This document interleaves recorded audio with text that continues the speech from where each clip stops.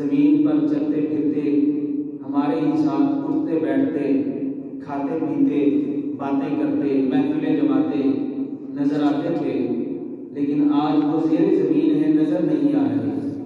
کتنے ہی ایسے ہیں میرے محترم بھائیوں دوستوں، یہ چل چلاؤ کا ہی زمان ہے، یہاں جو آیا ہے اس نے جانا ہی جانا ہے۔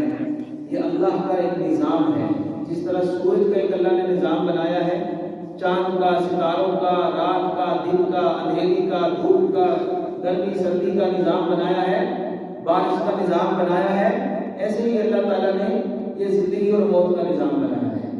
یہاں بچے جوان ہو جاتے ہیں، جوان بوڑھے ہو جاتے ہیں، بوڑھے بیچارے پھر قبروں میں چلے جاتے ہیں۔ فصل جیسے پکتی ہے نا، ایک کسان محنت کرتا ہے، بیج ڈالتا ہے اور اس زمین کو پہلے اس قابل کرتا ہے کہ وہ بیج کے قابل ہو جائے، زمین کو نرم کرتا ہے، پانی دیتا ہے، بیج ڈالتا ہے، ساتھ اس میں کھاد ڈالتا ہے اور وہ پھر جلدی کے ساتھ فصل نکلتی ہے۔ جب فصل نکلتی ہے تو پھر کسان دیکھ کر خوش ہوتا ہے کہ میری فصل میری محنت نہ ملا رہی ہے، اور بار بار اس کی طرف دھیان کرتا ہے، پانی زیادہ نہ لگ جائے، پانی کم نہ ہو، سوکھا نہ پڑ جائے۔ وہ دن رات اس کے ذہن میں اس فصل کا خیال اور گمان رہتا ہے، کیوں؟ اس کی محنت چل رہی ہے، اور اس محنت کے بعد بھی یہ فصل جب تھوڑی سی اور بڑی ہوتی ہے تو اس کسان کا دل اور خوش ہوتا ہے، اور اس کی حفاظت کے لیے وہ دن رات ایک کر دیتا ہے، اور اس کی حفاظت کے لیے وہ چکر لگائے گا اور نہ جانے کیا کچھ بیچارہ کرے گا۔ اور ایک وقت ایسا آتا ہے کہ وہ فصل پھر پکتی ہے، اس میں وہ مطلوبہ چیز لگتی ہے، گندم لگتی ہے، چاول لگتے ہیں، کپاس لگتی ہے، تل لگتے ہیں، جو بھی جس چیز کی بھی وہ فصل ہے وہ پھر اپنے عروج پر ہوتی ہے اور اس کا اختتام آ جاتا ہے۔ اور اگر اس پکے ہوئے وقت میں اس کو نہ کاٹا جائے تو وہ ضائع ہو جاتی ہے، وہ جھڑے گی، اس میں سے گرے گی، آہستہ آہستہ اس کے خوشے ختم ہونا شروع ہو جائیں گے، تو وہ فصل کھڑی کھڑی خراب ہوتی ہے۔ پھر کسان اسے اپنے وقت میں اس کو سمیٹتا ہے، اپنے قبضے میں کرتا ہے، محنت کرتا ہے، سارا کچھ کرتا ہے۔ تو میرے محترم بھائیو دوستو، انسان کی مثال بھی ایسے ہی ہے۔ اللہ رب العزت نے اس کو بچپنا دیا، اس کو جوانی دی، پھر اس کے اوپر بڑھاپا آیا، ہڈیوں میں کمزوریاں آ گئی، تو یہ انسان آہستہ آہستہ پھر اپنے موت کے قریب جاتا ہے۔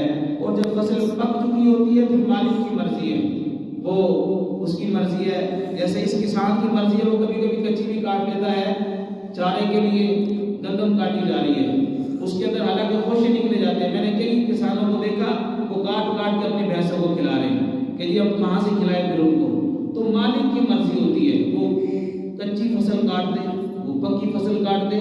اسی طرح اللہ کی بھی مرضی ہوتی ہے، وہ بچپن میں موت دے دے، وہ جوانی میں موت دے دے، وہ بڑھاپے میں موت دے دے، اللہ کی مرضی ہوتی ہے۔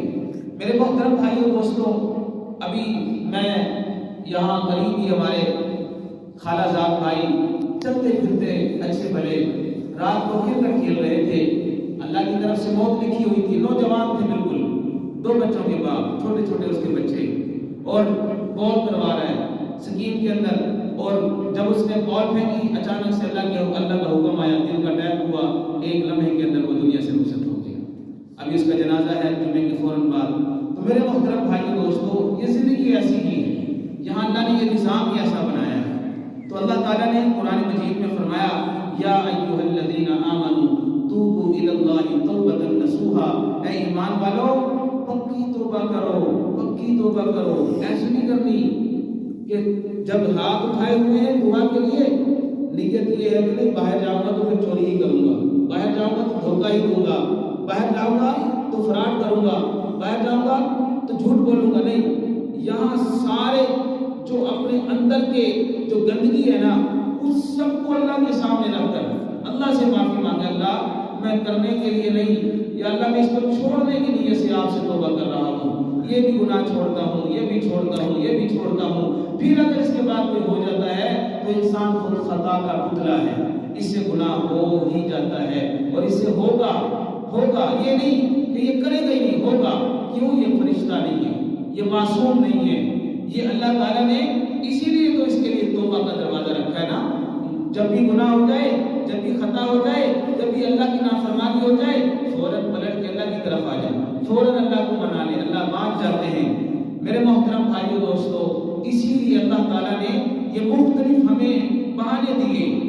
اللہ تعالیٰ ہمیں رمضان دے دیتے ہیں. رمضان کا مہینہ جاؤ ہر رات میں اللہ کی بخشش عام ہے, رحمت عام ہے. جب مرضی مانگو اللہ بخش رہے ہیں, گناہ گاروں کو, خطا کاروں کو, روزہ رکھنے والے کو اللہ معاف کر رہے ہیں, اور ہر رات جہنم سے لاکھوں لوگوں کو جہنم سے بری کر رہے ہیں.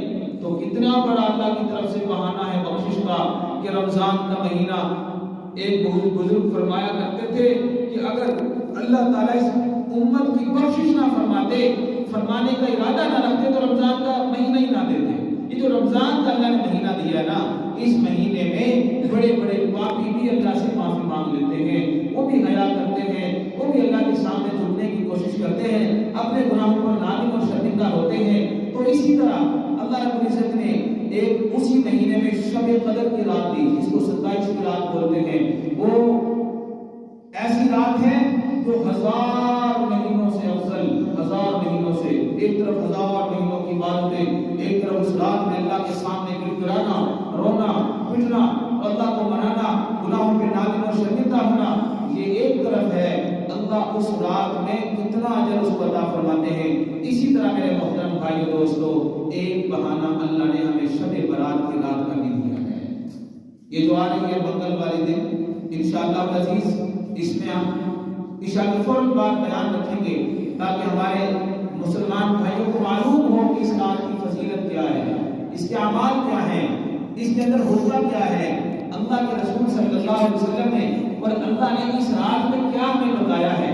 تو میرے محترم بھائیو دوستو, آج کا جو عنوان ہے وہ بھی اسی رات کے حوالے سے ہے.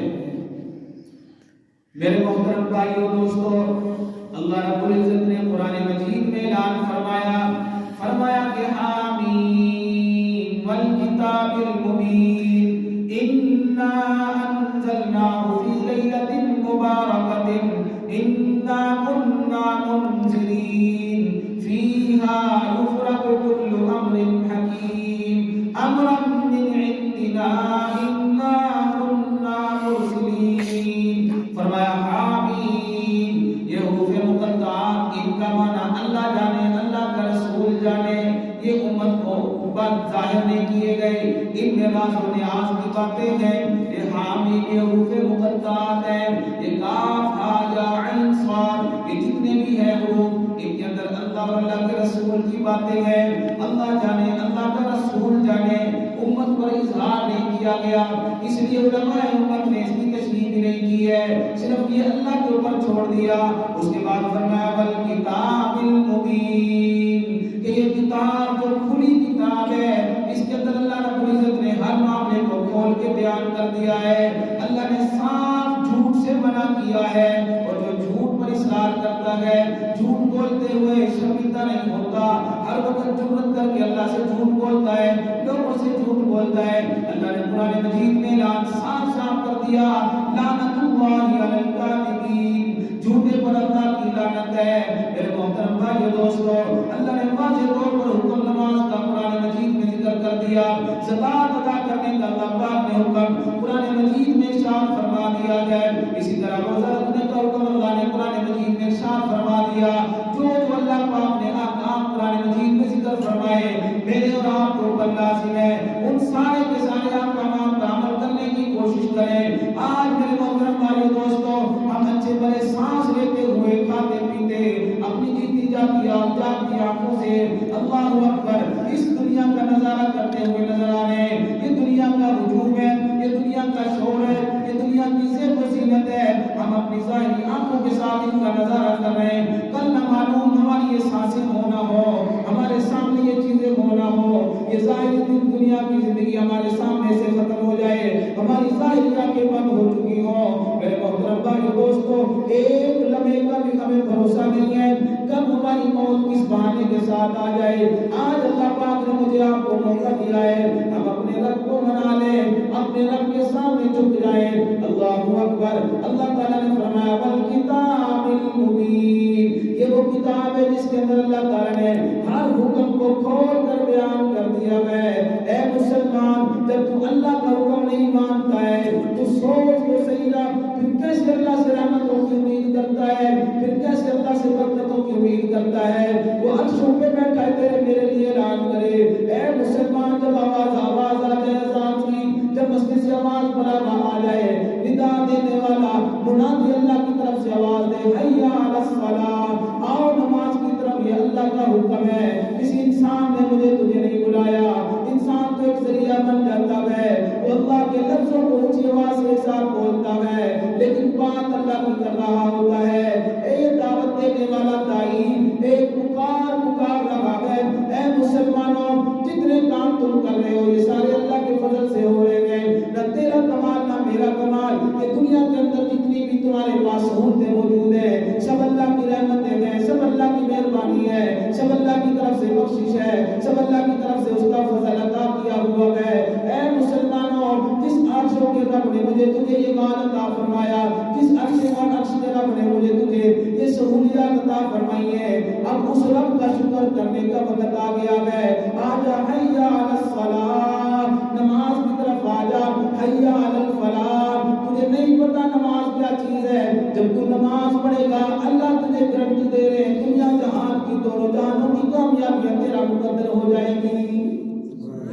آج میرے محترم بھائیو دوستو، ہمارا یقین اللہ کی ذات سے بڑھتا جا رہا ہے، ہم اسباب پر یقین کرنے کے قائل ہو گئے۔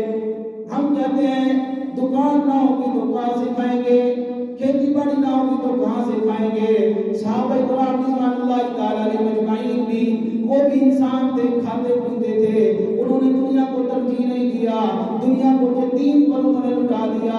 حضرت ابوبکر صدیق رضی اللہ تعالیٰ عنہ اسلام لانے سے پہلے 40,000 دینار کے مالک تھے، اسلام قبول کیا، اپنے بدن پر ٹاٹ کا لباس پہن لیا، کیکر کے بٹن لگا لیے، پردوں کے ساتھ بٹن لگا لیے، دنیا کو تو ترجیح دیتے ہی نہ تھے۔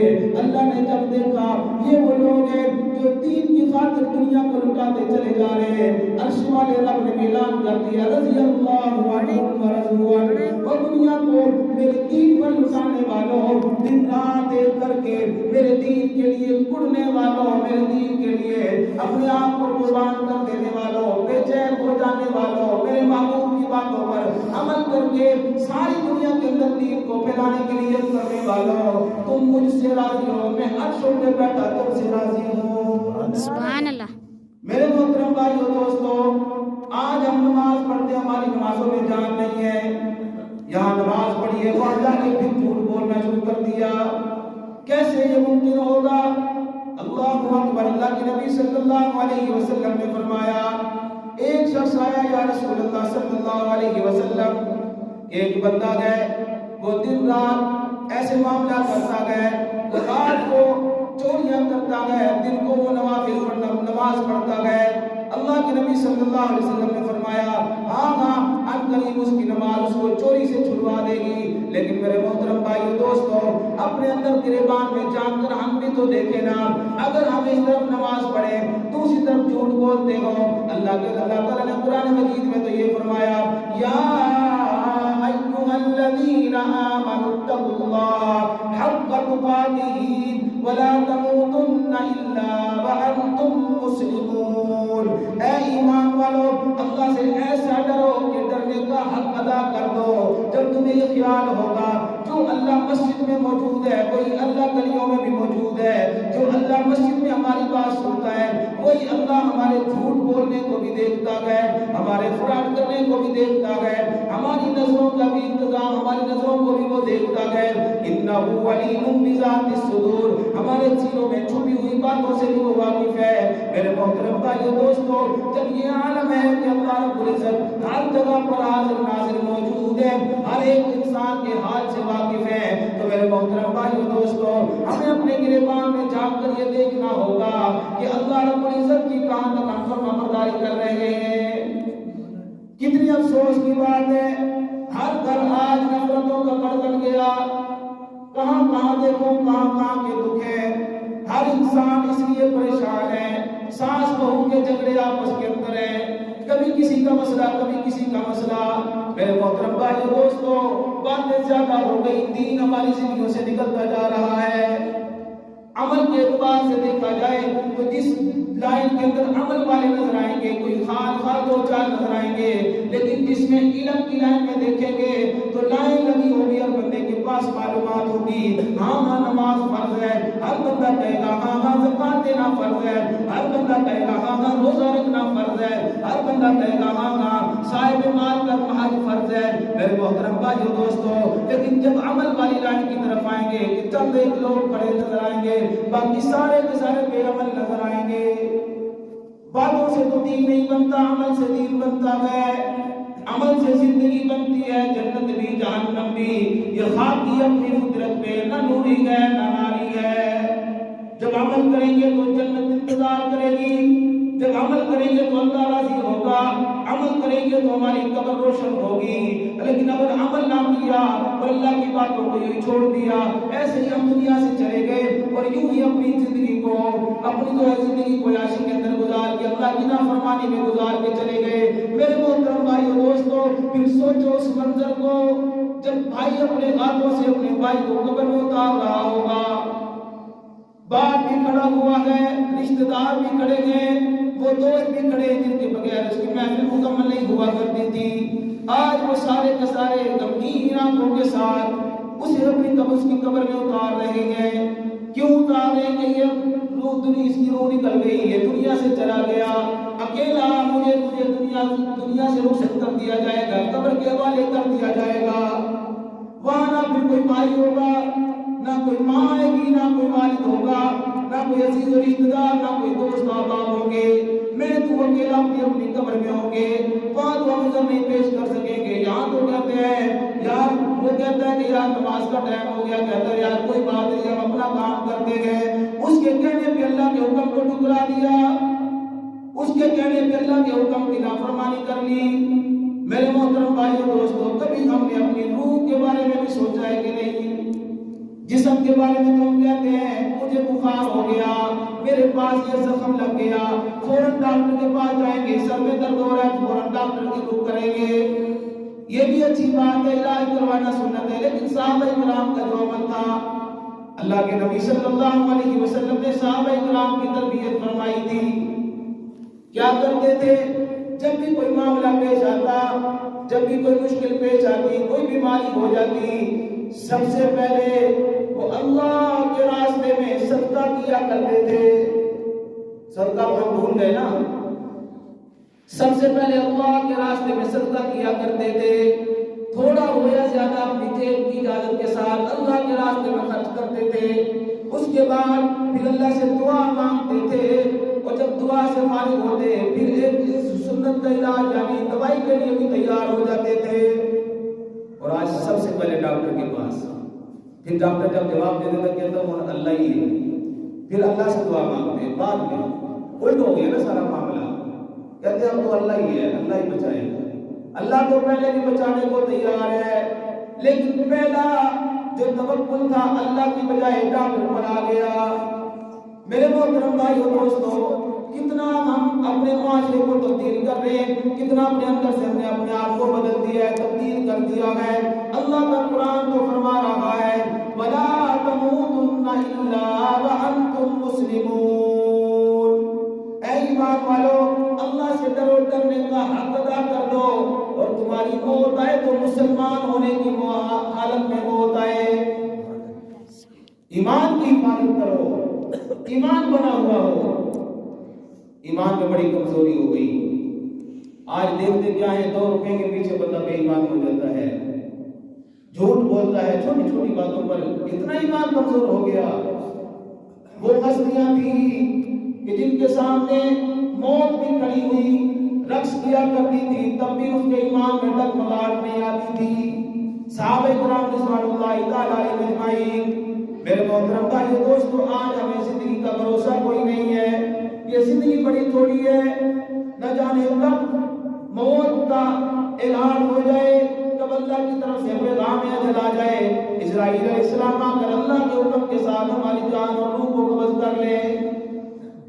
پھر تھوڑی دیر پہلے کہتے تھے نا یہ وہی عبداللہ ہے، یہ ظاہر ہے، یہ فلانا ہے، یہ فلانا ہے، اور جب اس کی روح نکل گئی پھر کہتے ہیں یہ میت ہے۔ ہم نے ایک نہ ذہن بنایا ہوا معاشرے میں، کہتا ہے کہ میں اچھا کام کروں، کوئی ایسا مستقبل بناؤں کہ میرا نام روشن ہو جائے۔ ہر انسان کی تمنا ہے نام روشن ہو جائے۔ اللہ اکبر، اللہ نام روشن ہو جائے، دنیا یاد کرے۔ میرے محترم بھائیو دوستو، مرتے ہی اس کا نام چینج ہو جاتا ہے، میت پڑ جاتا ہے۔ سب سے پہلے نام چینج ہو گیا، اب نہیں کہتے ملک صاحب کا جنازہ، اب نہیں کہتے فلانے کا جنازہ، کہتے ہیں میت کو لے آؤ، میت کو نہلا رہے ہیں، میت کو غسل دے رہے ہیں، میت کا جنازہ ہو گیا، میت کو دفن کر دیا، نام چینج کر دیا۔ میرے محترم بھائیو دوستو، آج اللہ نے ہمیں موقع دیا، آج اللہ نے ہمیں فرصت دی ہے، ہم اللہ سے رو رو کر اپنے گناہوں کی معافی مانگ لیں۔ جب بندہ قبر میں چلا جاتا ہے، پھر اپنے اپنے کاموں میں لگنے والے لگ جاتے ہیں۔ قبر میں تنہا وہ بندہ میرے محترم بھائیو دوستو اپنے اعمال لے کر جاتا ہے، نہ مال اس کے ساتھ گیا، نہ رشتہ دار گئے، صرف اور صرف اس کے اعمال اس کے ساتھ گئے ہیں، نماز اس کے ساتھ گئی ہے، قرآن کی تلاوت اس کے ساتھ گئی ہے، اللہ اکبر، صدقہ و خیرات اس کے ساتھ دے گئے، روزہ رکھنا اس کے ساتھ گیا، یہ زکات ادا کرنا اس کے ساتھ گیا ہے۔ آج تو میرے محترم بھائیو دوستو، ہم کہتے ہیں کہ نماز پڑھا کوئی انعام نہیں مل رہا ظاہری طور پر، لیکن اس نماز پڑھنے کی اہمیت کل قیامت کے دن معلوم ہوگی، جب میزان عدل لگا ہوا ہوگا، اللہ کی عدالت قائم ہو چکی ہوگی، فیصلے ہو رہے ہوں گے، ایک طرف جہنم ایک طرف جنت ہے، اللہ کی طرف سے میزان عدل قائم ہو چکا ہے، کسی کا جہنم کا فیصلہ ہو رہا ہے، کسی کا جنت کا فیصلہ ہو رہا ہے۔ وہاں میرے محترم بھائیو دوستو، ہمارے عمل جیسے ہم کر رہے ہیں ہمیں معلوم ہے، لیکن یہ تو اللہ ہی کا فضل ہے کہ ہمیں معاف کر دے اور اپنی رحمت کے ساتھ ہماری بخشش فرما دے۔ میرے محترم بھائیو دوستو، اس منظر کے آنے سے پہلے دنیا کے اندر ہم اپنے رب کو منا لیں، توبہ کر لیں، اپنے گناہوں کی معافی کروا لیں۔ آج اللہ نے موقع دیا ہوا ہے، اگر یہ موقع ہاتھ سے نکل گیا پھر اپنی زندگی میں کبھی آئے گا۔ فرمایا کہ اللہ پاک نے یہ رات عطا فرمائی ہے۔ سیدنا علی المرتضی شیر خدا رضی اللہ تعالیٰ عنہ فرماتے ہیں اور رسول اللہ صلی اللہ علیہ وسلم کا قول نقل فرماتے ہیں، اللہ کے محبوب صلی اللہ علیہ وسلم نے فرمایا جب 15ویں شعبان کی 15ویں رات یعنی شب برات آ جائے، اس رات میں قوموا لیلہا وصوموا نہارہا، اس رات میں اللہ کے سامنے کھڑے ہو کر نوافل پڑھو، تنہا پڑھو، اللہ کے سامنے رو رو کر اللہ سے دعائیں مانگو، کبھی قرآن کی تلاوت کر لی، کبھی سجدے میں رو لیا، کبھی بیٹھ کر اللہ سے دعائیں مانگ لی، کبھی کھڑے ہو کر نوافل میں اللہ کی عبادت میں مشغول ہو گیا۔ میرے محترم بھائیو دوستو، فرمایا جو بندہ اس رات کے اندر قوموا لیلہا وصوموا نہارہا، جو اللہ کی رات اس رات میں اللہ کی طرف سے عطا کردہ رات میں عبادت میں گزار دے گا اور اگلے دن روزہ رکھے گا، اللہ رب العزت اس کے گناہوں کو معاف فرما دیں گے۔ سبحان اللہ۔ ہمیں اس رات سے فائدہ اٹھانا چاہیے، یہ اللہ تعالیٰ نے ہمیں پیکج دیا ہے، پیکج۔ میرے محترم بھائیو دوستو، پاک پیغمبر صلی اللہ علیہ وسلم اس رات اٹھے، آدھی رات کا وقت ہے، آپ چپکے سے اٹھے، اما عائشہ صدیقہ رضی اللہ تعالیٰ عنہ کے حجرہ انور کے اندر تشریف فرما گئے، آرام فرما رہے تھے، اچانک سے اٹھے اور آپ جنت البقیع قبرستان میں تشریف لے گئے، اور وہاں جا کر میرے محترم بھائیو دوستو جو قبرستان والے تھے ان کے لیے دعائیں مانگنی شروع کر دی۔ آپ علیہ السلام جیسے اٹھے، اما عائشہ صدیقہ فرماتی ہیں مجھے معلوم یہ ہوا، مجھے شک یہ ہوا، میرا گمان یہ تھا کہ آج اللہ کے نبی صلی اللہ علیہ وسلم میری باری پر کسی اور کی طرف نہ چلے گئے ہوں۔ اٹھی ہیں، فوراً اٹھ کر اللہ کے نبی صلی اللہ علیہ وسلم کے پیچھے پیچھے چل دی ہیں۔ اللہ کے محبوب صلی اللہ علیہ وسلم جنت البقیع کے اندر اللہ اکبر جو دنیا سے رخصت ہو چکے ان کے لیے دعا مانگ رہے ہیں، اللہ اکبر۔ اما عائشہ فرماتی ہیں کہ اللہ کے نبی اس قدر آواز سے دعا مانگ رہے تھے، مجھے آواز آ رہی تھی، محبوب صلی اللہ علیہ وسلم دعا فرما رہے تھے، میں پیچھے پیچھے آمین کہہ رہی تھی۔ میرے محترم بھائیو دوستو، جب حضرت اللہ کے نبی صلی اللہ علیہ وسلم فارغ ہوئے، فرماتی ہیں سیدہ طیبہ طاہرہ اما عائشہ صدیقہ کہ میں جلدی جلدی دوڑ کے نہ اپنے حجرے میں آ گئی، کہیں اللہ کے نبی کو معلوم نہ پڑ جائے۔ اللہ اکبر، نبی کریم صلی اللہ علیہ وسلم تشریف لائے، آپ نے دیکھا عائشہ کو سانس چڑھا ہوا ہے، پوچھا عائشہ سوتی عورت کو کیسے سانس چڑھ جاتا ہے، معلوم یہ ہوتا ہے کہ دوڑ لگا کر آئی ہو۔ حضرت عائشہ صدیقہ فرماتی ہیں اے اللہ کے نبی صلی اللہ علیہ وسلم بس یوں ہی ذہن میں بات آ گئی کہ کہ آپ علیہ السلام کہیں کسی اور کی باری میں نہ چلے گئے ہو. اللہ کے نبی صلی اللہ علیہ وسلم نے فرمایا عائشہ کیا اللہ اور اللہ کے رسول تیرے ساتھ انصاف نہیں کرے گا؟ یقیناً کرے گا.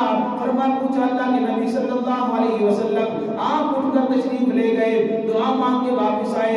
اللہ کے محبوب صلی اللہ علیہ وسلم نے عائشہ صدیقہ رضی اللہ تعالیٰ عنہ کے اس سوال پر اس رات کی فضیلت بیان فرما دی. اس رات کو وہی حجرے میں تشریف لائے, ادھر کھڑے کھڑے آپ نے شب برات کی فضیلت بیان فرمائی. آپ نے فرمایا عائشہ یہ وہ رات ہے جس رات میں اللہ تعالیٰ قبیلہ بنی کلب کی بکریوں کے بالوں کے برابر لوگوں کی مغفرت فرما دیتے ہیں. سبحان اللہ. عرب میں نا قبیلہ بنی کلب مشہور تھا, بکریاں ان کے پاس بہت زیادہ تھیں, 40,000 بکریاں. آپ حساب لگائیں کہ جب وہ بکریاں نکالتے تھے دو پہاڑوں کے درمیان کا جو وادی کا حصہ ہوا کرتا تھا وہ فل ہو جاتا تھا.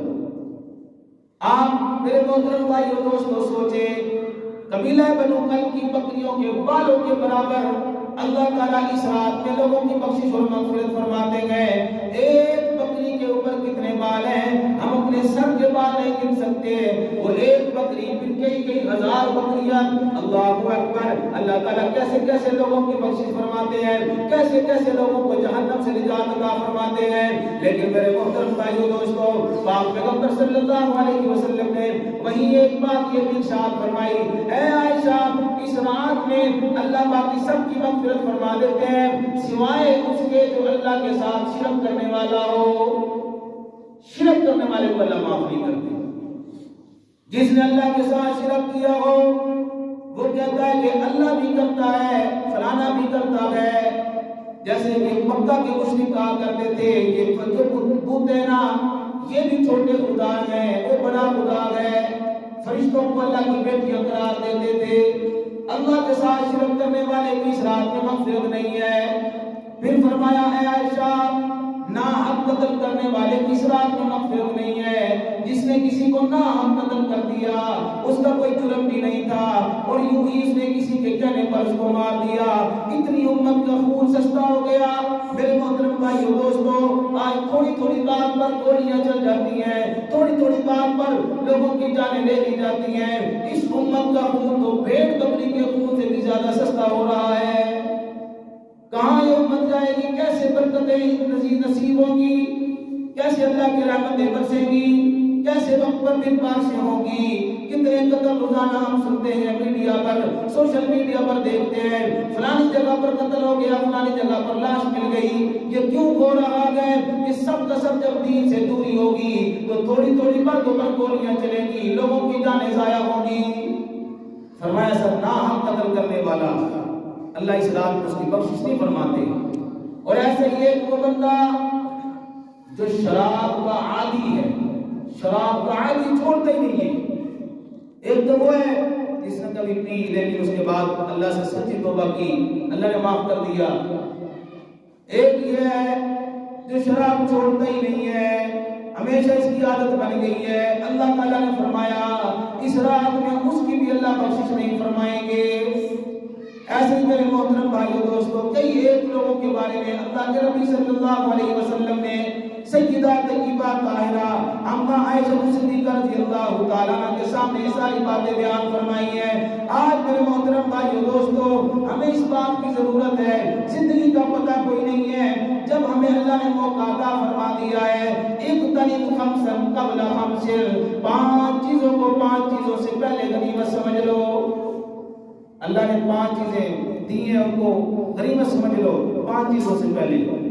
فرمایا فرصت کو غنیمت سمجھو, فرصت کو قبل شغالک, فرصت کو غنیمت سمجھو. یہاں تک کہ تمہارے اوپر تمہارے کندھوں پر اس قدر ذمہ داریاں آ جائیں تم عمل کرنا بھی چاہو تو نہ کر سکو. اللہ نے جوانی دی ہے, صحت دی ہے, تو اس کی قدر کرو. اس سے سبق سیکھو کہ ہم نے اس میں جتنے بھی اعمال کرنے ہیں نیکیاں سمیٹنی, اللہ کی عبادت کرنی ہے. میرے محترم بھائیو دوستو اسی طرح فرمایا صحت کو غنیمت سمجھو, بیماری سے پہلے. میرے محترم بھائیو دوستو اسی طرح فرمایا اللہ نے سہولیات دی ہیں, پیسے دیے ہیں اس حالت کو غنیمت سمجھو، غربت کے آنے سے پہلے، اور اسی طرح فرمایا زندگی کو غنیمت سمجھو، موت کے آنے سے پہلے۔ اللہ اکبر۔ اس رات کو نا لیلۃ الصبر بھی کہا جاتا ہے اور نجات کی رات بھی کہا جاتا ہے۔ ہم لفظ بولتے ہیں معاشرے میں شب برات، شب فارسی کا لفظ ہے اور اس کا معنی رات ہے۔ برات بری سے ہے، کہتا ہے فلانا بندہ بری ہو گیا، فلانا بندہ آج بری ہو گیا، وہ فلانے کیس سے نکل گیا، بری ہو گیا۔ یہ اس کا نام ہی ہمیں بتاتا ہے کہ اللہ نے یہ نام ہی ہماری زبانوں پر چڑھا دیا، شب برات یعنی بری ہونے والی رات، کہ انسان لاکھوں کروڑوں انسان اس رات میں جہنم سے بری ہو جائیں گے۔ کتنے لوگوں کو اللہ تعالیٰ معاف کریں گے؟